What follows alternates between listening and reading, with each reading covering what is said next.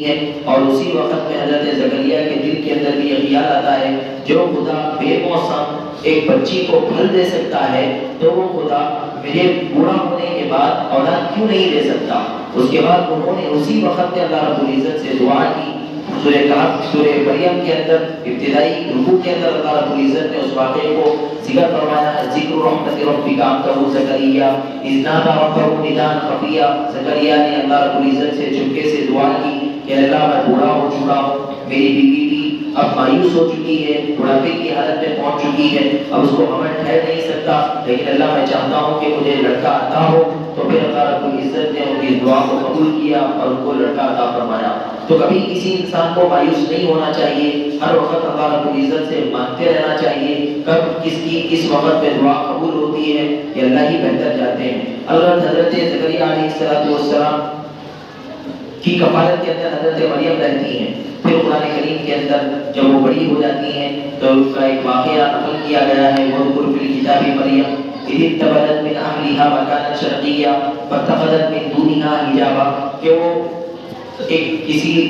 جگہ کے اندر حجاب پردہ مار کر بیٹھی ہوئی تھی اور وہاں پر وہ اپنے کام کے اندر مشغول تھی کہ اچانک ایک فرشتہ انسان کی شکل میں، خوبصورت انسان کی شکل میں ان کے سامنے ظاہر ہو جاتا ہے۔ چونکہ وہ آج تک کسی بھی مرد کے قریب تک نہیں گئی تھی، ان کا دامن بالکل صاف ستھرا تھا، ان کے دامن پر کسی بھی مرد کو دیکھنے کا داغ بھی نہیں لگا ہوا تھا، تو اچانک حیرت میں آ جاتی ہیں اور فرماتی ہیں انی اعیذھا بک انی اعیذک من الرحمن، کہ میں تجھے اللہ رب العزت کی قسم دیتی ہوں اگر تو اللہ سے ڈرنے والا ہے تو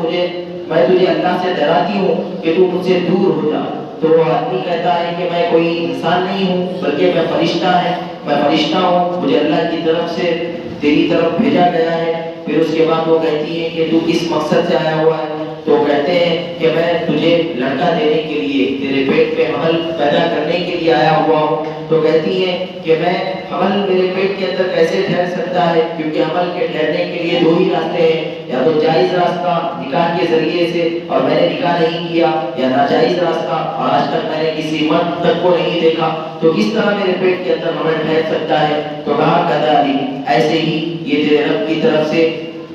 یہ تیرے رب کا فیصلہ ہے، اور ایسے ہی آسانی کے ساتھ تیرے رب نے یہ فیصلہ لیا ہے کہ تیرے پیٹ کے اندر اللہ رب العزت حمل کو پیدا کر دیں گے۔ وہ آیا ربی کی حکیم، یہ تمہارے رب کے اوپر بہت آسان ہے۔ پھر اس کے بعد حضرت مریم علیہ السلام کے گریبان کے اندر حضرت جبریل علیہ السلام پھونک مارتے ہیں، جس کی وجہ سے ان کے پیٹ کے اندر حمل پیدا ہو جاتا ہے۔ حمل کا جیسے جیسے مدت بڑھتی جاتی ہے، قریب ہوتا ہے کہ وہ حمل ظاہر ہونے لگے، تو حضرت مریم شہر چھوڑ کر ایک پہاڑ کی طرف چلی جاتی ہیں۔ یروشلم کے اندر ایک پہاڑ ہے بیت اللہ جو آج بھی آباد ہے، اس پہاڑ پر چلے جاتی ہیں اور وہاں پر حضرت مریم علیہ السلام اپنے حمل کا انتظار کرتی ہوئی زندگی گزارتی ہیں۔ اس وقت میں حضرت مریم علیہ السلام کے دل کے اندر طرح طرح کے خیالات پیدا ہوتے ہیں، اگر یہ بچہ میرے پیٹ سے باہر آ جائے گا، قوم کے سامنے میں جاؤں گی، نہ جانے کتنی گندی زبانوں کے ذریعے سے مجھے گالیاں دی جائیں گی، میری شان میں گستاخیاں کی جائے گی، میرے دامن کو کوڑنے کی کوشش کی جائے گی اور مجھے ناجائز دھبے لگانے کی کوشش کی جائے گی، کیونکہ لوگ بد زبان ہیں، وہ طرح طرح کے تانے مجھے مارنے لگیں گے۔ یہ بات سن کر وہ ان کی زبان سے اس طرح کے جملے نکلتے ہیں کہ تو قبل هذا وكنت نسيا منسيا، کاش کہ میں اس سے پہلے مر جاتی، کاش کہ مجھے بھلا دیا جاتا، مجھے کوئی یاد نہیں رکھتا، کاش کہ میں پیدا ہی نہیں ہوتی۔ اس طرح کے جملے ان کی زبان سے نکلتے تھے، لیکن اللہ نے فرمایا لا تحزنی، کہ تو خوف کرنے کی تجھے ضرورت نہیں ہے، تو اپنے پاس جو درخت ہے اس درخت کی ٹہنی کو ہلا، وہزی الیک بجذع النخلۃ تساقط علیک رطبا جنیا، تو درخت کو ہلا، اور اللہ رب العزت کے کہنے پر وہ ہلاتی ہے تو پھر کھجور گرنے لگتے ہیں۔ پھر اس کے بعد پیر کے پاس اشارہ کیا جاتا ہے کہ پیر کو ہلا تو وہاں پر چشمے پھوٹنے لگتے ہیں، تو اللہ نے ان کے کھانے اور پینے کا انتظام کر دیا۔ اگر جب بچہ پیدا ہو جاتا ہے تو اس بچے کو وہ لے کر قوم کے پاس آنا چاہتی ہیں، لیکن دل کے اندر چونکہ وہی خیال ہے قوم کیا کہے گی اگر اس بچے کو لے کر میں وہاں پر جاؤں گی، تو اللہ کی طرف سے کہہ دیا جاتا ہے تو کہتے کہ تو روزے سے ہے، اور زمانے کا روزہ یہ تھا کہ لوگ جس طرح کھانے پینے سے رکتے تھے ویسے ہی بات کرنے سے بھی رکتے تھے۔ یعنی اس زمانے کے اندر کھانا پینا بھی بنا تھا روزے کے اندر، اسی طرح بات کرنا بھی بنا تھا. تو انہوں نے کہہ دیا انی نذرت للرحمن صوما فلن اکلم اليوم انسیا، کہ میں آج روزے سے ہوں، کسی انسان سے میں بات نہیں کر سکتی. انہوں نے کہا یا اخت ہارون ما کان ابوک امرأ سوء وما کانت امک بغیہ، اے مریم تو نے اتنا گھناؤنا کام کر دیا، تیرا باپ اس طرح کا آدمی نہیں تھا، اور اے ہارون کی بہن تو نے اتنا گندا کام کیسے انجام دے دیا، تجھے یہ بچہ کیسے پیدا ہو گیا. اس طرح کے تانے لوگ دینے لگے، مگر چونکہ وہ منت مان چکی تھی روزہ رکھنے کی اور زبان سے کچھ بھی انہوں نے نہیں کہا، اللہ کی طرف سے اشارہ ہوا کہ عیسیٰ علیہ السلام کی طرف اشارہ کیا جائے. تو لوگوں نے کہا کیف نکلم من کان فی المہد صبیا، اس چھوٹے سے بچے سے ہم کیا بات کریں، تو جواب دے کہ تو نے کس طرح کی حرکت کی، چھوٹا بچہ کیا بات بھی کر سکے گا. تو ان لوگوں کے کہنے پر اللہ کی طرف سے اشارہ کی گئی، قالوا کیف نکلم من کان فی المہد صبیا. پھر اچانک حضرت عیسیٰ علیہ السلام کو اسی وقت اللہ طاقت دے دیتے ہیں، زبان سے وہ کہتے ہیں انی عبد اللہ، میں اللہ کا بندہ ہوں، اللہ کی طرف سے مجھے رسول بنا کر بھیجا گیا ہے. یہ جملے کہنے پر ان کو تسلی ہو جاتی ہے اور وہ اندازہ لگا لیتے ہیں کہ یہ بچہ معمولی بچہ نہیں ہے، یہ اللہ کی طرف سے غیبی اور کرامتی طور پر حضرت مریم کے بدن مبارک کے اندر ڈالا گیا ہے. تو عزیز بزرگ اور دوستوں، عیسیٰ علیہ السلام کی زبان سے نکلنے والے اس پہلے جملے پر غور کیا جائے. وہ کہتے ہیں انی عبد اللہ، انی انا اللہ، انہوں نے نہیں کہا کہ میں اللہ ہوں، یہ نہیں کہا، انہوں نے کہا انی عبد اللہ، میں اللہ کا بندہ ہوں، اللہ کا غلام ہوں، میں خود اللہ کی خدمت کے لیے بھیجا گیا ہوں، میں لوگوں کو اپنا غلام بنانے کے لیے نہیں، میں خود اللہ کی غلامی کے لیے پیدا کیا گیا ہوں. تو آج دنیا کے جو کروڑوں عیسائی آج یہ کہتے ہیں کہ عیسیٰ علیہ السلام اللہ کے بیٹے ہیں، عیسیٰ کے اس پہلے جملے پر ان کو غور کرنے کی ضرورت ہے. انہوں نے یہ نہیں کہا کہ میں اللہ ہوں، انہوں نے کہا کہ میں اللہ کا بندہ ہوں، اللہ نے مجھے اپنی عبادت کے لیے پیدا کیا ہے، مجھے اللہ اپنی عبادت کرانے کے لیے نہیں بھیجا ہے. تو عزیز بزرگوں اور دوستوں، اسی سے بات صاف ہو جاتی ہے کہ حضرت مریم پر جو داغ لگایا جاتا ہے کہ حضرت مریم کے کوئی شوہر بھی تھے، وہ بھی اس واقعے سے صاف ہو جاتی ہے بات. اور حضرت عیسیٰ پر جو حضرت عیسیٰ علیہ السلام کے متعلق جو یہ کہا جاتا ہے وہ بھی اللہ ہے، وہ بھی اللہ کے بیٹے ہیں، اس سے یہ بات بھی صاف ہو جاتی ہے کہ وہ اللہ کے بیٹے نہیں ہیں، بلکہ اللہ رب العزت نے جبرائیل علیہ السلام کے ذریعے سے ان کی والدہ کے گریبان کے اندر پھونک مار کر ان کی پیدائش فرمائی تھی. تو اس سے دو باتیں صاف ہو جاتی ہیں. ایک بات تو یہ ہے کہ حضرت مریم کے کوئی شوہر نہیں تھے، دوسری بات یہ معلوم ہوتی ہے کہ عیسیٰ کوئی خدا نہیں تھے، بلکہ ان کی بھی پیدائش ہوئی ہے، وہ بھی ایک بدن سے پیدا کیے گئے. تو ان ساری باتوں کو سامنے رکھ کر مسلمانوں کو یہ عقیدہ رکھنا چاہیے کہ وہ ساری کائنات کا چلانے والا صرف اور صرف اللہ ہے، اس کائنات کا چلانے والا صرف اکیلا خدا ہے. توحید پر ہم یقین رکھتے ہیں اور ہم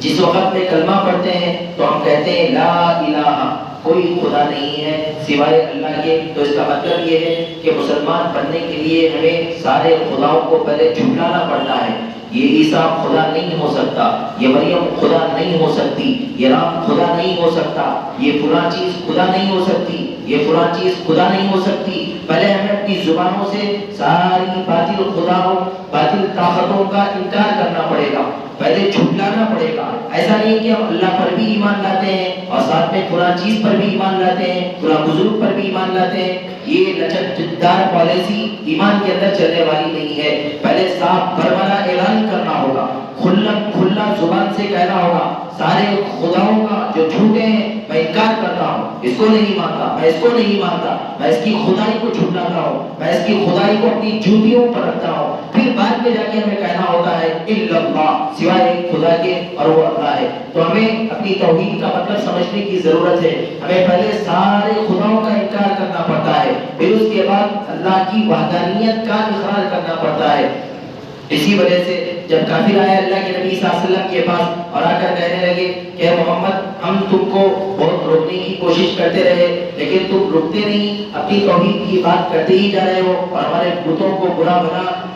کہنے کو تم نہیں چھوڑ رہے ہو، اس لیے ہم تمہارے پاس ایک پالیسی لے کر آئے ہوئے ہیں، ایک پلان لے کر آئے ہیں. اور پلان اور منصوبہ یہ ہے کہ تم ہمارے خداؤں کو ایک دن پوجا کرو، ہم تمہارے خدا کی ایک دن پوجا کریں گے، تم ہمارے خداؤں کو برا بولنا چھوڑ دو، ہم تمہارے خدا کو برا بولنا چھوڑ دیں گے، تو اس طرح ہم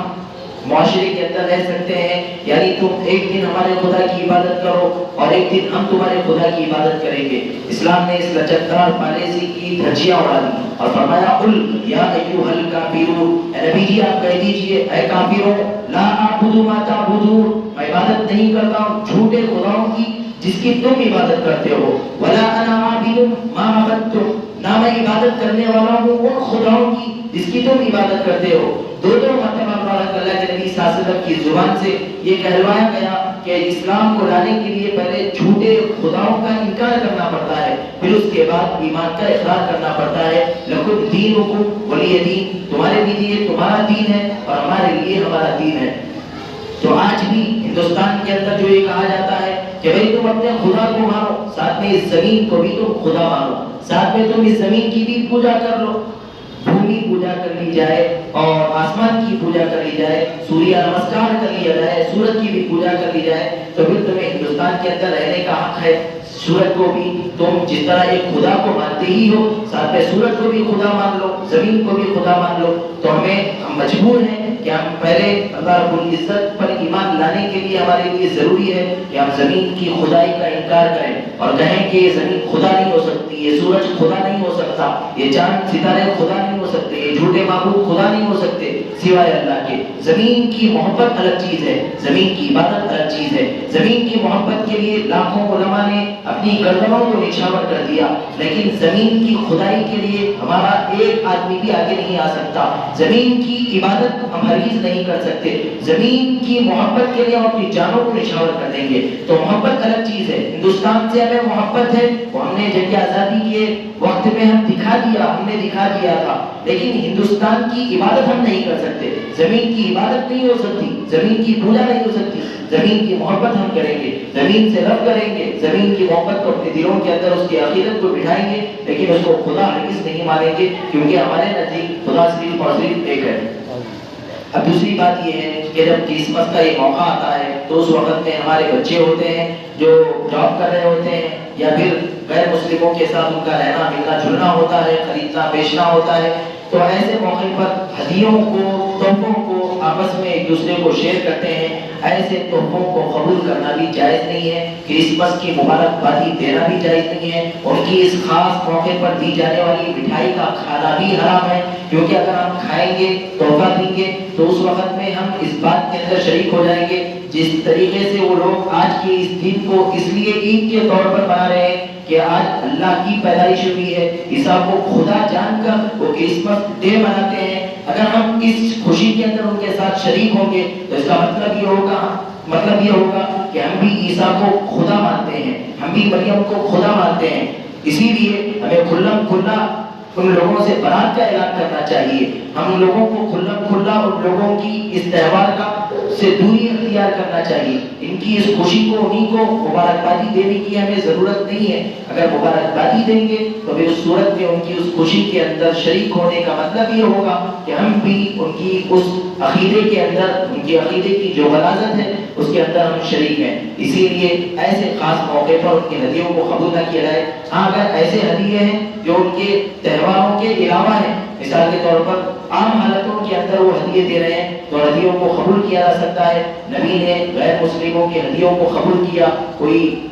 غیر مسلم نبی کے سامنے گوشت پیش کیا تو نبی نے اس کے گوشت کو قبول کر لیا، گائے پیش کی گئی نبی کو غیر مسلم کی طرف سے، یہودی کی طرف سے، نبی نے اس کے ہدیے کو قبول کر لیا۔ لیکن ایسے خاص موقعوں پر، دیوالی کے موقع پر، کرسمس کے موقع پر، ایسے موقعوں کے اندر مسلمانوں کو ہرگز اور ہرگز ان کے تہواروں کے اندر نہ شریک ہونا چاہیے، نہ مبارکبادی دینا چاہیے۔ اللہ رب العزت سے دعا ہے کہ جو باتیں کہی گئی ہیں اس پر عمل کی توفیق نصیب فرمائے، توحید پر ثابت قدم رہنے کی ہم سب کو توفیق نصیب فرمائے۔